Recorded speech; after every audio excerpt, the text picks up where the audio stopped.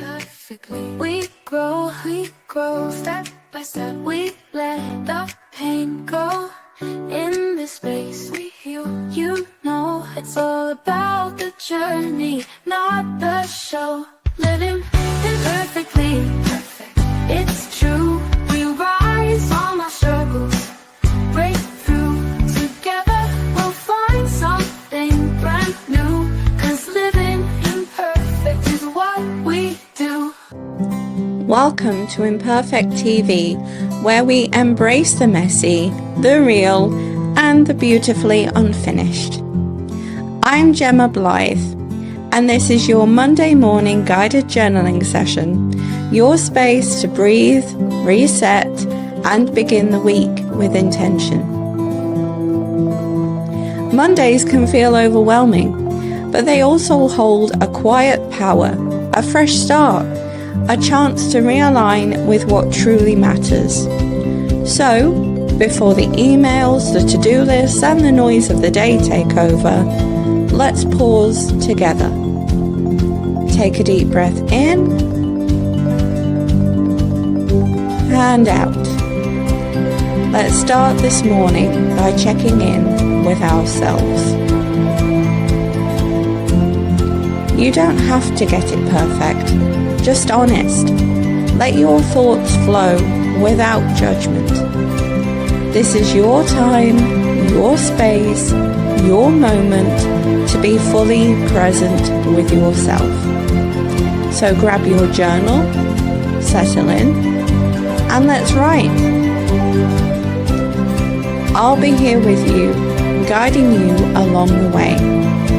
Because growth isn't about perfection, it's about showing up, even on the messy Mondays. Hello everybody.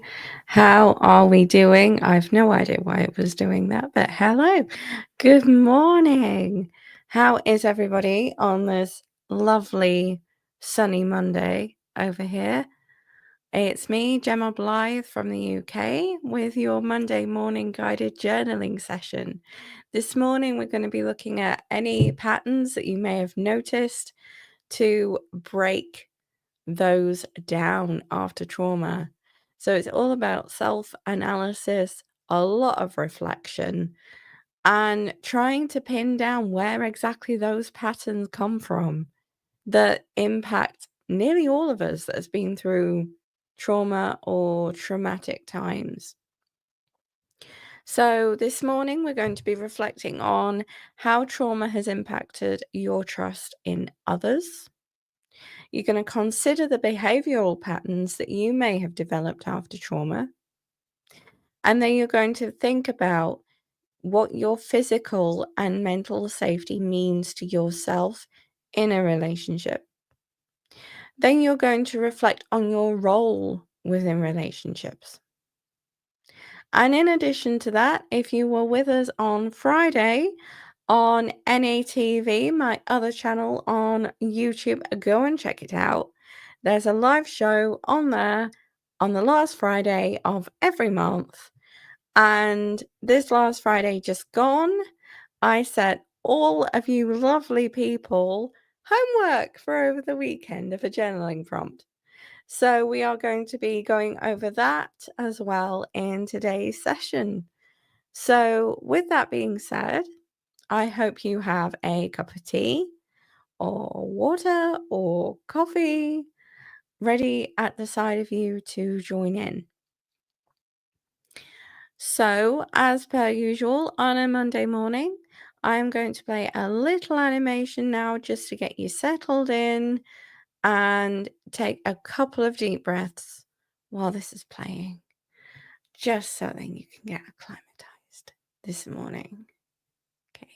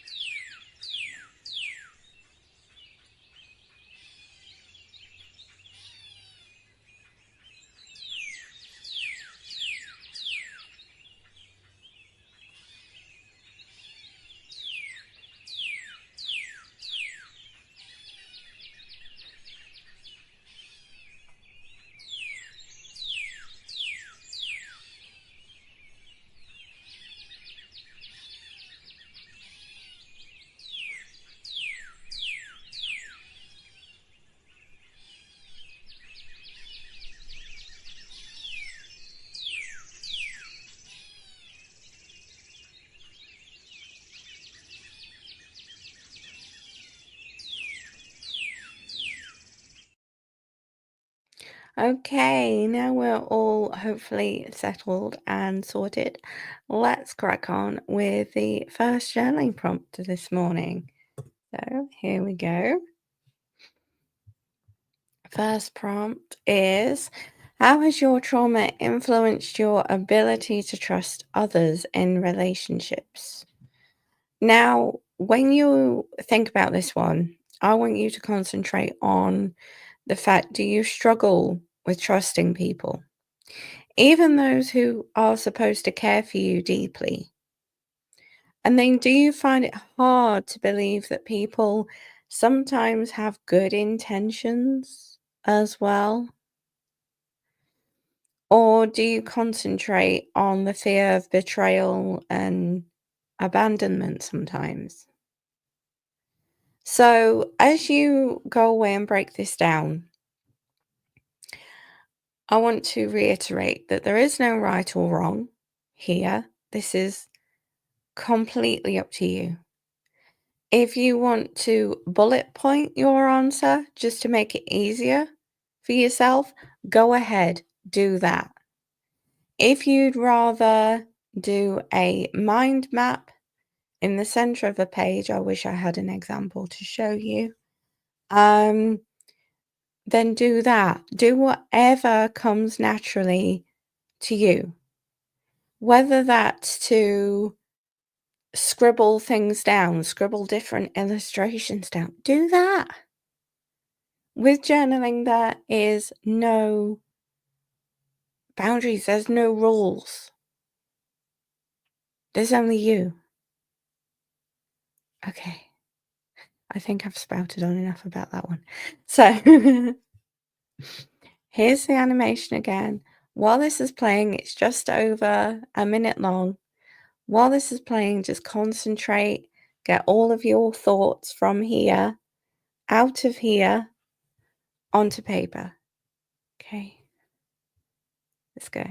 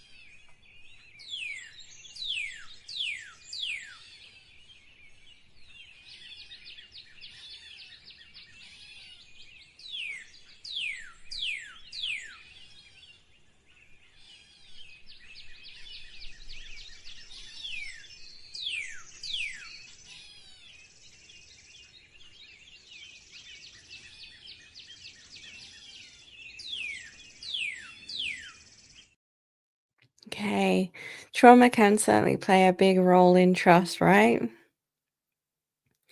So, how does it show up in your relationships?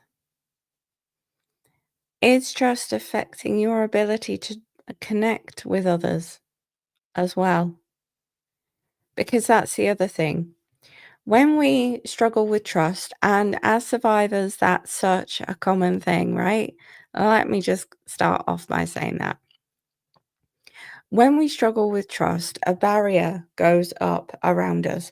We don't mean this barrier to form. It forms in a way to protect us.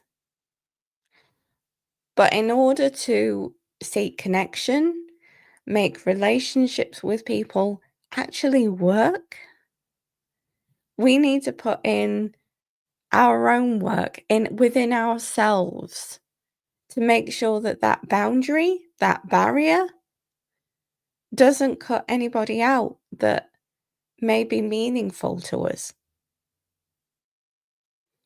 So it's all about realizing who are safe people to trust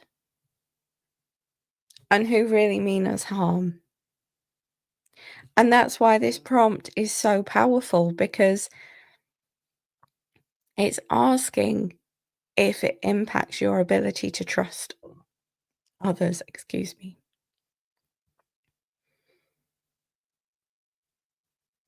So, if you feel comfortable as we go on along this morning, please, please, please, if you feel comfortable, put your answers or anything in the comments, because this is your safe space.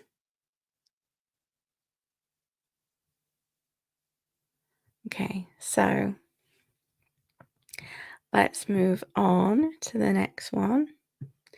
This one focuses more on the patterns that we notice within ourselves after trauma. So let me just put this one up and then you'll understand what I mean. So, what patterns do you notice in how you relate to others? Examples: push pull dynamics, people pleasing, or withdrawing. So, for this one, consider the behavioral patterns that have emerged in your relationships, particularly in the past compared to the present, due to your trauma. Do you tend to push people away when they get too close? I know I'm guilty of that. Or do you become at the expense of you, or do you become overly dependent on others as well for validation? That can be a crucial one. Okay. Or do you find yourself people pleasing at the expense of your own needs? So I want you to think carefully about this one. And it may be useful to, again, bullet point these, because then you can maybe list the different relationships and put notes next door to each one. So take some time now to write those down, and then we'll come back for reflections. And if you've written in anything in the comments, then we can address those together and work through everything together. Okay, let's start.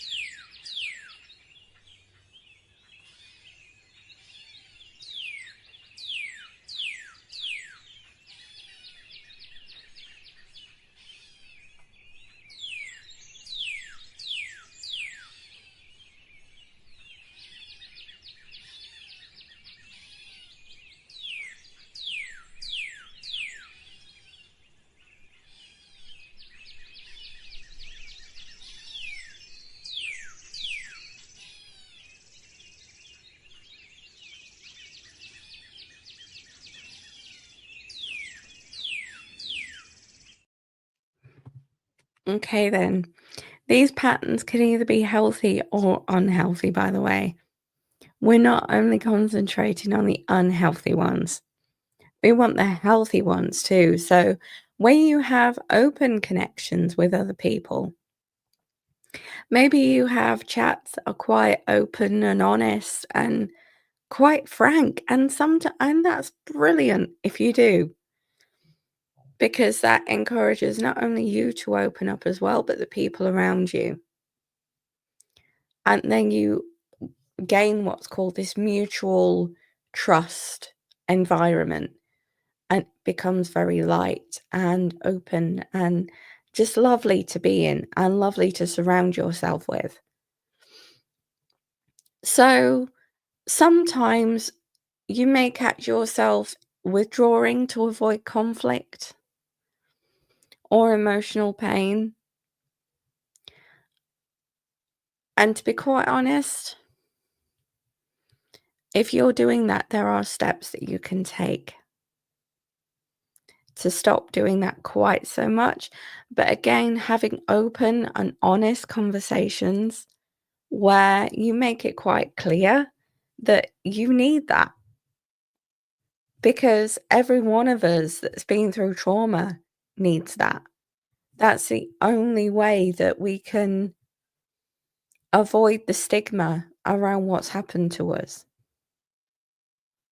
So I think if we can encourage open and honest conversations surrounding trauma, then things might change. So, what patterns do you recognize or have you recognized? And how do they affect your connections with people around you? They can make them stronger, they can make them weaker, they can make you feel as though you are dependent on others or others dependent on you. Let's just talk about this for a moment. So, everything should be 50-50, right? There's no right or wrong, there's no competitions in life for who's been through the worst thing. It's not about that. It's never about that. It's always about giving each other space and time to talk. And that's so important because everybody, no matter if you're in a friendship circle, if it's work, if it's family, if it's a romantic relationship, everybody needs the space to be able to talk and listen. And the more that you show active listening, so turning around and nodding maybe during a conversation, the more then that you will start to build up these connections, these friendships that are built on mutual trust. Let's get rid of the hierarchy. We don't need that. Nobody needs that in their life.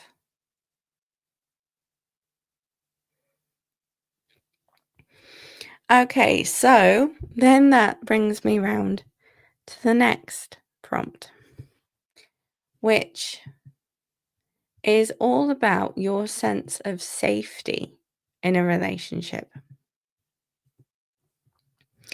So, how does trauma impact your sense of safety in relationships? And what do you need to feel safe? Now, the notion of feeling safe can be tricky for a survivor, right? I know I've been there when I haven't known what safe actually feels like sometimes. And that's not necessarily a good thing or a bad thing either, because it makes you more aware. It opens your eyes as to what is actually going on around you. And sometimes everybody needs that. But it's all about recognizing what's safe for us and what we need to feel safe. So, how does trauma impact your sense of safety? Does it make you feel as though you're on edge and you've got constant anxiety in different situations? Or does it make you defensive around certain people?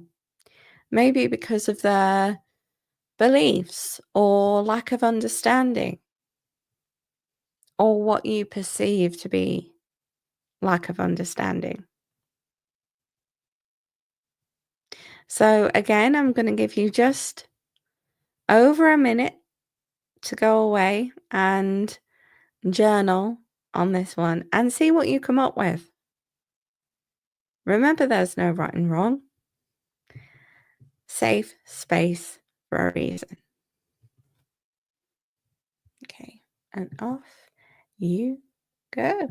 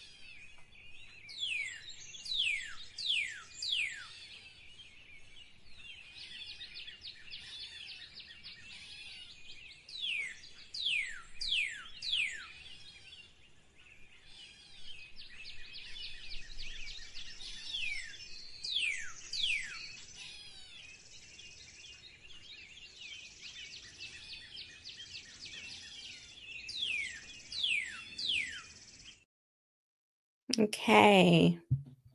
So what did you come up with? What makes you feel safe? What do you need out of a situation that helps you feel safe? And this could be anything. This could be relationship orientated, this could be workplace, home life. What do you need that makes you feel safe?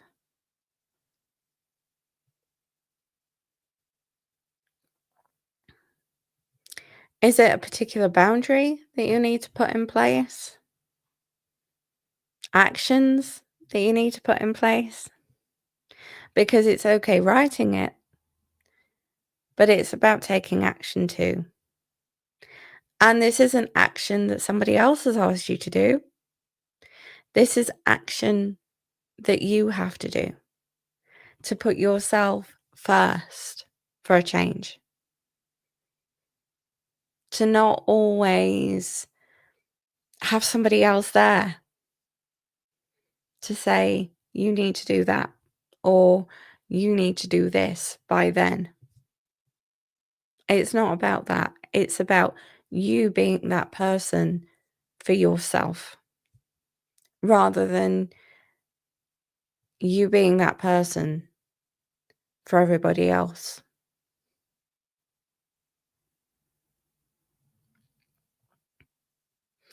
Because it can be interesting on what creates an environment for our security, our own security and safety, that's perhaps been challenged by somebody else in the past. It's about knowing the right steps that we can take to start opening ourselves up to that again in a healthy way, in a safe way. But on an extension of that, it's about the different relationships and the different roles we take in the relationships that surround us. So if you have created that list of the different relationships that surround you, you'll be needing it for this next prompt. What role do you play in your relationships? See? How might trauma have shaped your role? So maybe you're seen as a caregiver, a martyr, or avoidant.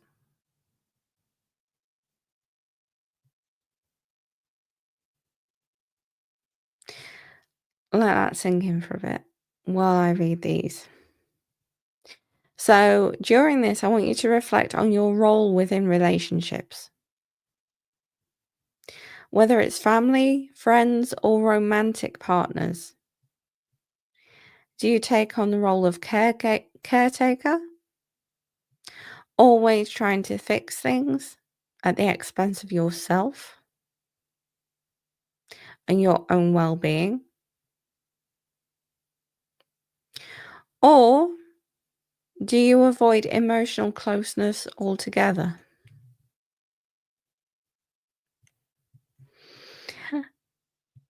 And keeping people at a distance to protect yourself. So write about how those things may impact you in your relationships. And take note again of any patterns that may come up, which is similar to what you've already discovered this morning. And really take this time to reflect and be honest with yourself, because this is your chance to make a difference and start noticing those different behavioral patterns that you may have adopted for your own safety after trauma. And this is all about breaking those patterns. So as soon as you notice those patterns, what are those patterns losing? Their power over you. So, again, for just over a minute, I want you to go away, journal, see what you come up with. Feel free to use the comments as well, and then we'll break down the comments together and we'll go through everything and talk everything through. Okay.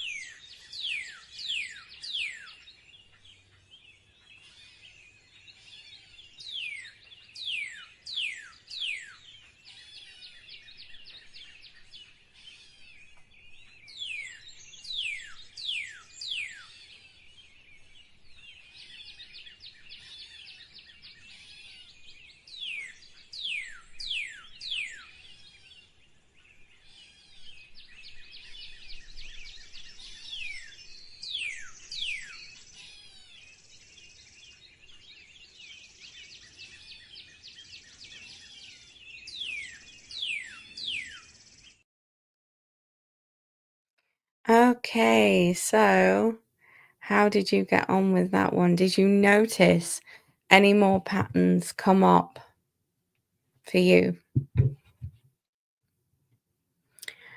It might also be useful to think about, look at what you've just written and think about how trauma actually influenced you to take on those roles within those relationships. And would you like to make any changes to make your relationships feel more authentic and balanced between people, between yourself and others? Because remember, I've said it before, I've said it countless times in these sessions. And if you haven't been to any before now, take this chance as your sign to go back and look at the others I've also uploaded, because I've said it countless times. The smaller changes can make the biggest changes. Think about that. So, as you've gone through this morning, you'll have made notes on all these prompts and everything else, and I want you to keep expanding on those. And I want you to keep going back to them, even after today if you want. Keep going back to them and keep reflecting, because journaling really is no good unless you go back and read through what you've already written. Because then you can track your progress through recovery. Countless people have said to me before, well, how do you track people's recovery? I don't. People do. Through journaling, you can see how you evolve through the words that you write.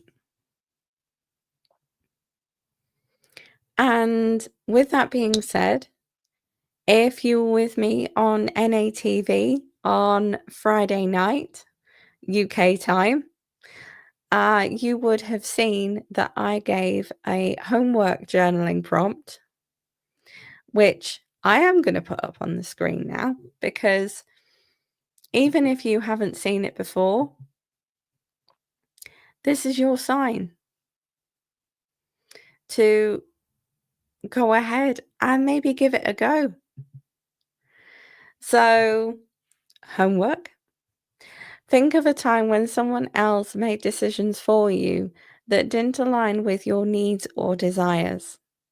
How did that make you feel? And what would you say to that version of yourself now to help them reclaim their voice? This is all about reclaiming your voice after being controlled, after going through trauma, after being impacted in such a way that all of your boundaries felt like they'd been violated. So this is about then, okay? So if you want, I will give you just over a minute again. And if you haven't seen this prompt before, go ahead and give it a go. If you've seen this prompt over on NATV on YouTube last Friday, then share your answers in the comments if you feel able to. If you don't feel able to do that, there's no pressure. It's just what I would recommend, because this is a safe space. It's all about getting accountability for yourself during these sessions and setting that, because you deserve it. So take a look at this prompt, have a go if you haven't seen it before, and I will see you in just over a minute to go through some reflections. See you then.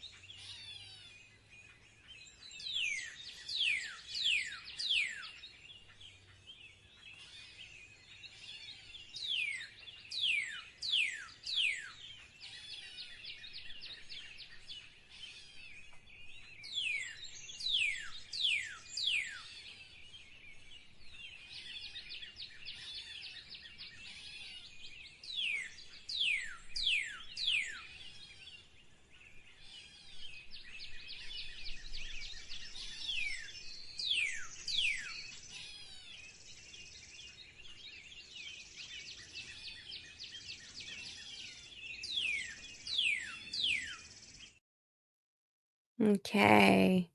How did you get on with that? This is such a complex thing because it's all about when somebody else makes decisions for you that maybe they didn't take your feelings into consideration before they did that, which happens so much, and it annoys me intensely. So, how did it make you feel, and what would you say to that version of yourself now to help them reclaim their voice? So, looking back at times when decisions were made for you, consider how that shaped your sense of self. Did it add to the fear, self doubt, or even resentment? Resentment for the person that obviously made the decision for you. Think now, reflect back to that past version of yourself. What words of encouragement or wisdom would you give them now? And then can you apply that same kindness, excuse me, to your present self as you work towards reclaiming your voice? So think about that. It gets you to reflect, apply, and take action. So the more that you take in those three things, reflect, apply, take action, then the more you can actually take steps, can't you, to improve?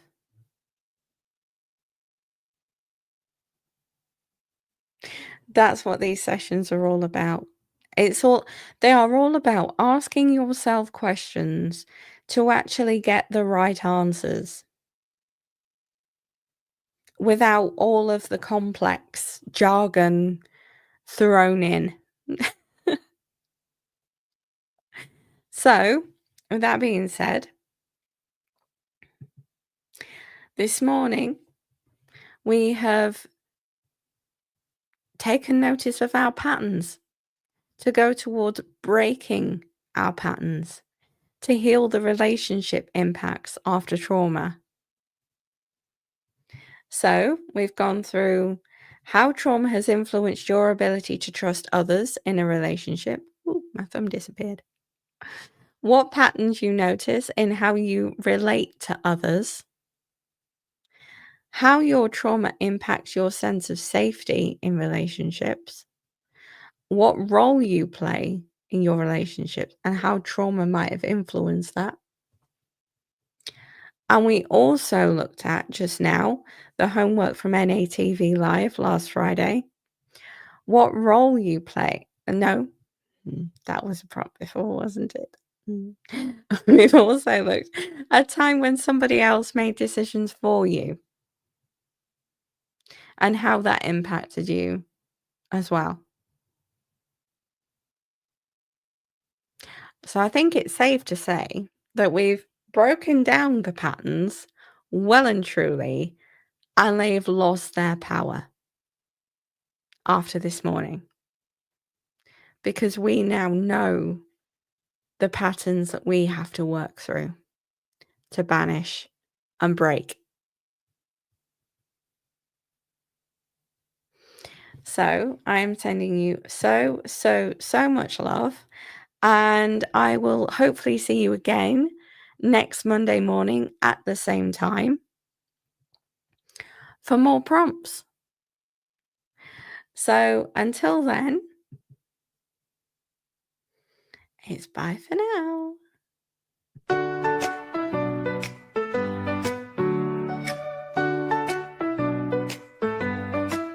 Imperfectly, perfectly, we grow step by step. We let the pain go. In this space, we heal. You know, it's all about the journey, not the show.